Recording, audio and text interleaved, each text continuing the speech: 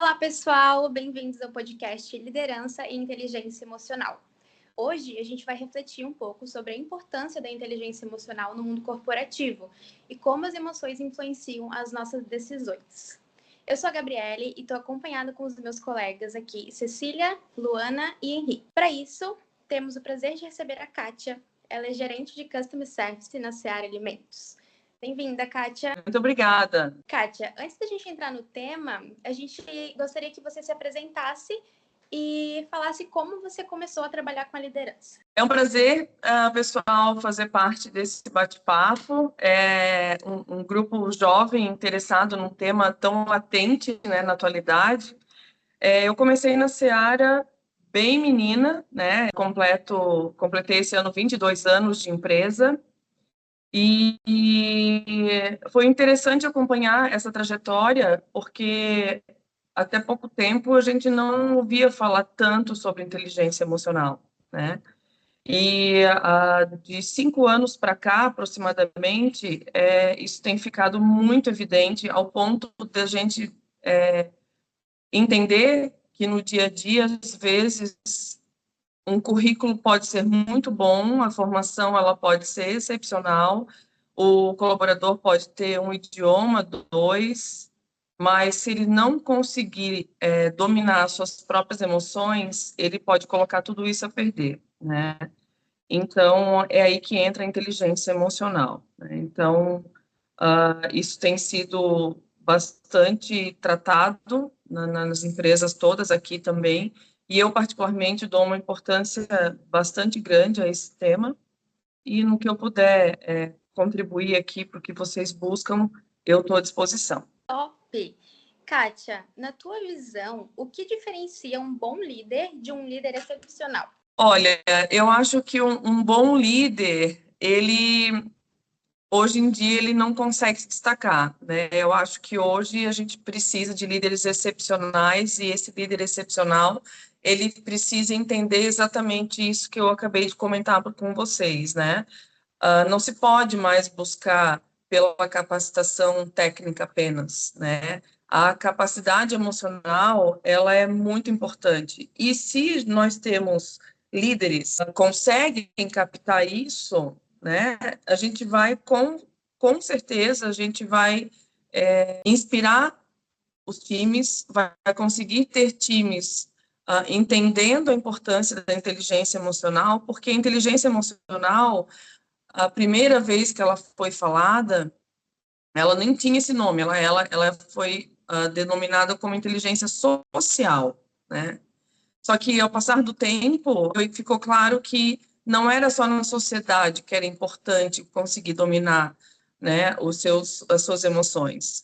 Então, no mundo corporativo, isso se faz presente. Então, acho que um líder excepcional, hoje, ele precisa fazer o time entender, sensibilizar o time com relação a isso, né? Como é importante a gente entender os nossos sentimentos, conseguir controlar as nossas emoções, né? Ter capacidade de gerir as nossas emoções ao nosso favor. E isso a gente consegue como? Entre líder e liderado, né? Com confiança, com muita empatia, né? Eu acho que um líder excepcional, ele precisa plantar e disseminar tudo isso, né? Para que nos feedbacks a pessoa consiga entender se ela está realmente indo pelo caminho certo, e isso tem que ser um approach muito, muito sutil, para que também a pessoa não se sinta invadida, para que tenha um momento certo, e isso tudo possa contribuir para os dois lados. Oi, Kátia, tudo bem? Eu sou a Cecília. Muito obrigada pela sua colaboração, por ter aceitado o convite da Gabi. Muito obrigada por compartilhar com a gente toda essa sua experiência. Dá para ver que é um bom tempo de empresa, que você é uma líder excepcional. Muito obrigada, viu? Imagina, obrigada pelas palavras. Imagina.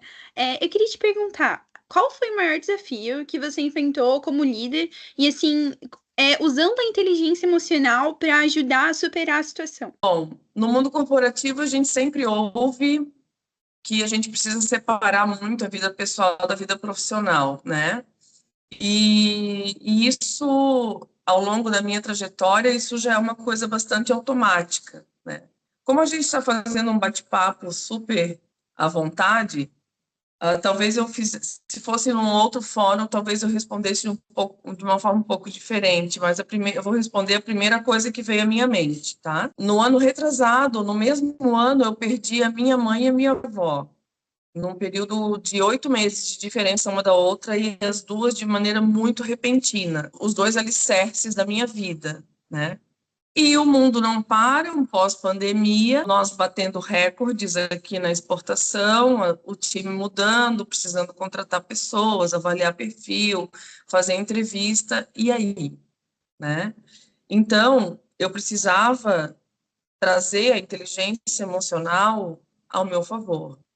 E foi quando vem a confiança, vem tudo isso junto, né? Foi quando eu tive uma conversa muito aberta com o meu líder e com o meu time, todos estavam cientes do momento, mas ninguém pode esperar, a tua performance não pode cair, e se tu tens um propósito, né, tu consegue superar esses momentos de dificuldade.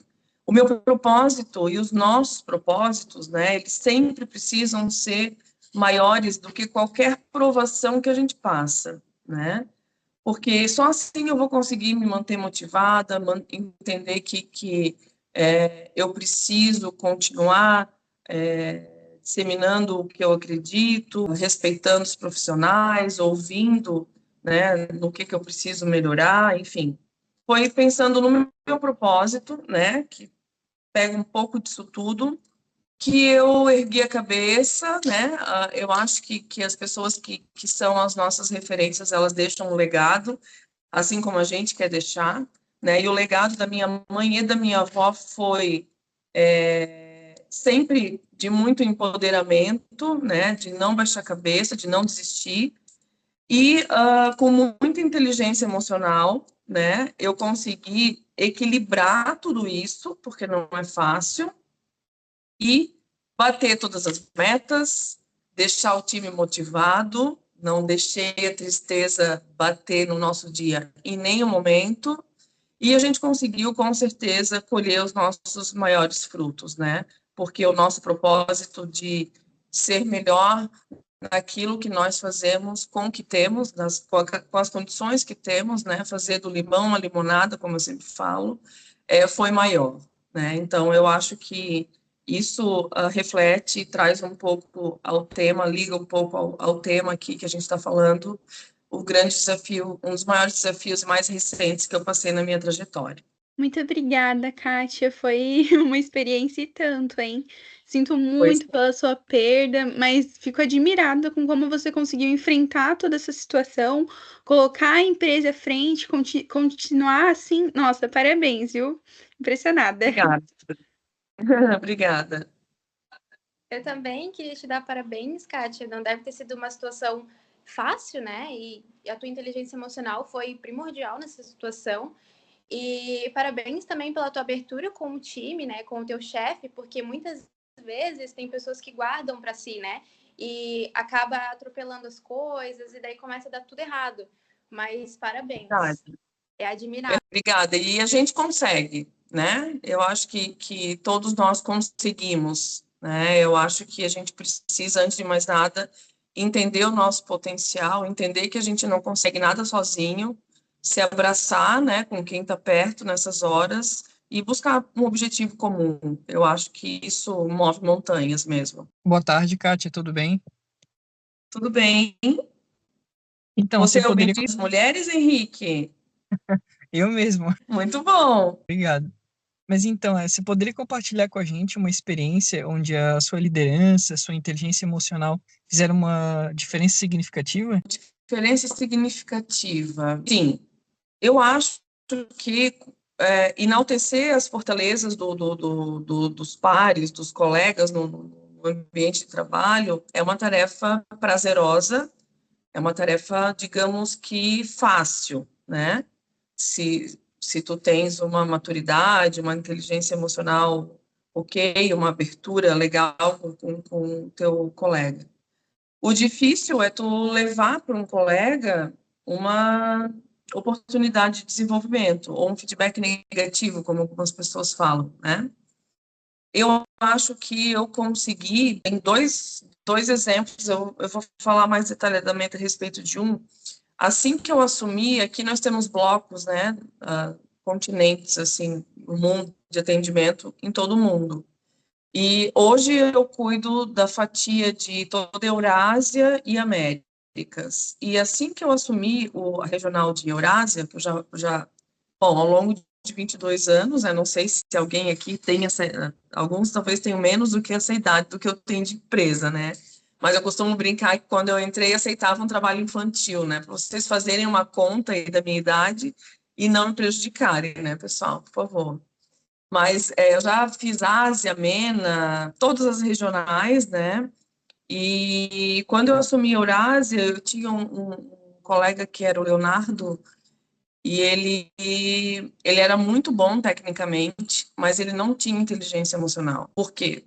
Às vezes não é culpa da pessoa. Na maioria das vezes a pessoa não é a culpada. Ela precisa saber que existe a inteligência emocional. Ah, mas é obrigação de todos hoje em dia. Sim e não, né? Agora, se o líder percebe que aquele colaborador ele não tem a inteligência emocional, por que não ter empatia? Eu gostaria de ser ensinada, se existe essa oportunidade, né? E é isso que eu faço, eu ofereço, né, assim, então, Leonardo, já ouviu falar sobre inteligência emocional? E a gente começou a conversar sobre isso porque ele fez uma abertura muito grande, né? E eu precisei avaliar ele duramente com relação a isso, porque ele não tinha nenhuma habilidade em comunicação, né? Então, se tu não tens uma inteligência emocional boa, a tua comunicação não vai ser boa, tu não vai ter habilidade para lidar com as tuas emoções numa situação de imprevisto, né? Por exemplo, estava errado um atendimento, um veículo não chegou a tempo, o navio atrasou, ele xingava meio mundo, ele se alterava, ele não conseguia lidar com a situação, o cliente ligava, ele falava, então, falava tipo coisas que não eram éticas, né? Então vai misturando tudo por causa do calor das emoções. Então, antes de mais nada, eu ajudei ele a entender como que ele lida com as emoções dele. Ajudei ele a entender quais eram os limites dele. Todo mundo tem os seus limites, né? A partir do momento que a gente entende quais são os nossos limites, por exemplo, eu consigo discutir com o meu chefe até o nível 8. Dali para frente, eu me altero. Então, se eu já sinto que eu estou no nível 5, eu já preciso parar. Eu não posso deixar chegar no nível 8. E isso exige uma leitura individual muito grande, né? Então, o Leonardo, ele entendeu o que era inteligência emocional. Antes disso, ele começou a entender o que ele tinha de limitações, e com isso ele foi se desenvolvendo tanto, respondendo tanto, que logo ele foi promovido e as oportunidades foram acontecendo, e hoje ele está numa posição muito interessante na filial de São Paulo, na nossa matriz de São Paulo. Isso tudo aconteceu em 2 anos e meio, 3 anos. Então, é um caso que há alguns, como o do Leonardo, mas esse foi um início, meio e fim bastante consistente, assim, que eu acho que seria interessante compartilhar com vocês. Olá, Kátia, boa tarde, tudo bem? Tudo bem, Luana? Tudo bem. Nossa, que trajetória bacana sua, hein? Gostei bastante. Deixa eu te perguntar, acho bem interessante essa história que tu contou sobre a empatia. Eu acho que a gente precisa muito, né, se colocar no lugar do outro também para poder entender todo o processo. E pensando nisso, eu queria te perguntar, como que você lida com conflitos dentro da sua equipe? E como que a empatia desempenha um papel nesse processo? A empatia é um dos pilares para uma construção sólida, na minha opinião. Isso é bem difícil, né? Um outro ponto também é que não existe um estatuto nas companhias para equilibrar perfil, né? A gente acaba, quero dizer assim, idades, origens, formação. O máximo que a gente faz, tipo aqui na empresa, é ter formação na área XY, idioma, Excel, enfim. Resumindo, eu tenho um time hoje que tem pessoas de 20 anos até mais de 50, né?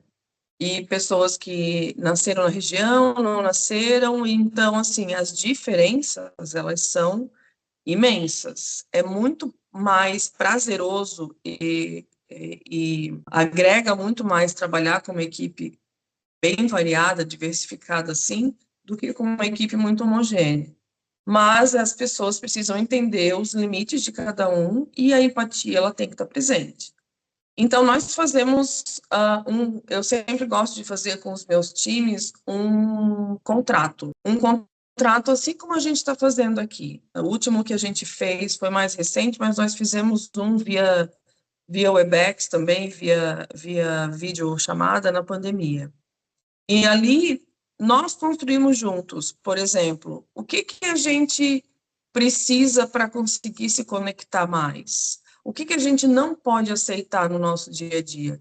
Porque a pressão é tão grande, a cobrança é tão grande, se eu tiver ainda que ficar me incomodando com qualquer desrespeito ou qualquer falta de empatia, não faz sentido, né? Eu tenho que fazer movimentos para que enalteçam e somem e tragam, né, o maior potencial de todo mundo para a mesa.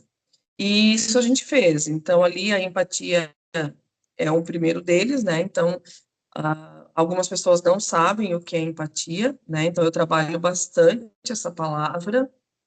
E mesmo que saibam, eu repito muito que o óbvio precisa ser dito, né? Então, a gente sempre tem que usar isso, porque eu acho que em alguns assuntos, tu pecar pelo excesso, tu não vai ter nenhum problema. Então, se colocar no lugar do outro, atuar com ética, não deixar para amanhã uma situação que te chateou, já tirar, resolver aquilo no mesmo dia, no mesmo momento. Por quê? Porque aí a confiança vai aumentando, a admiração vai aumentando e a gente vai conseguindo manter uma relação no dia a dia muito mais saudável. Top. Kátia, muito obrigada pela tua participação aqui com a gente, por compartilhar suas experiências. Eu, como colega de trabalho direta, sei que esse é um dos teus pontos fortes e um assunto que você domina muito. E para os restantes colegas, ficou bem claro pelas tuas falas e experiências que tu compartilhou aqui com a gente. Então, foi uma honra ter você aqui conosco. Tchau.